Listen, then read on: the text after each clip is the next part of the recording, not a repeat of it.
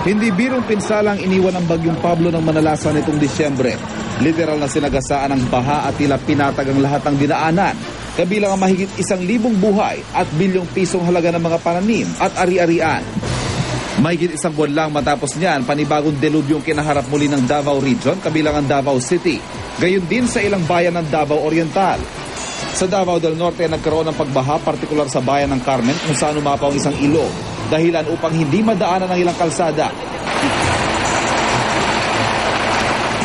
Ang ilang residente todo kapit sa lubid para hindi matangay nang rumaragas ang ilog. Ayon sa Pag-asa, halos doble sa karaniwang dami ng ulan tuwing Enero ang buhos ng ulan sa Davao Region itong nakaraang 20 araw. Malaking porsyento nito bumuhos ito lamang araw ng Sabado. Normal daw na daanan ng bagyo ang bahagi ng Mindanao sa ganitong panahon, pero hindi ang dami ng ulang bumubuhos doon ngayon. Pwede nating sabihin na unusual sa normal. At nakita nga natin ito na ganun yung nangyayari ngayon. So, nang isang factor yon, pag-init ng temperatura ng dagat o yung sea surface temperature. Pero higit sa mismong buhos ng ulan, posibleng ang mismong pagbaha ay paninigil na raw ng kalikasan ayon sa National Disaster Risk Reduction and Management Council.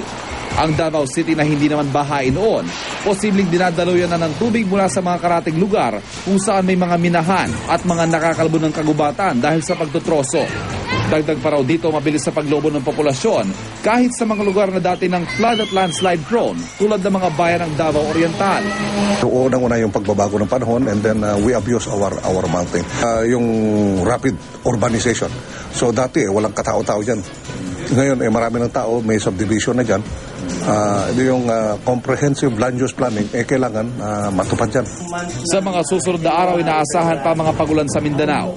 Bukod sa buntot ng cold front, isang low pressure area raw ang posibleng mabuo sa kalagitnaan ng linggong ito na ayon sa Pag-asa ay posibleng magpaulan pang lalo sa Mindanao.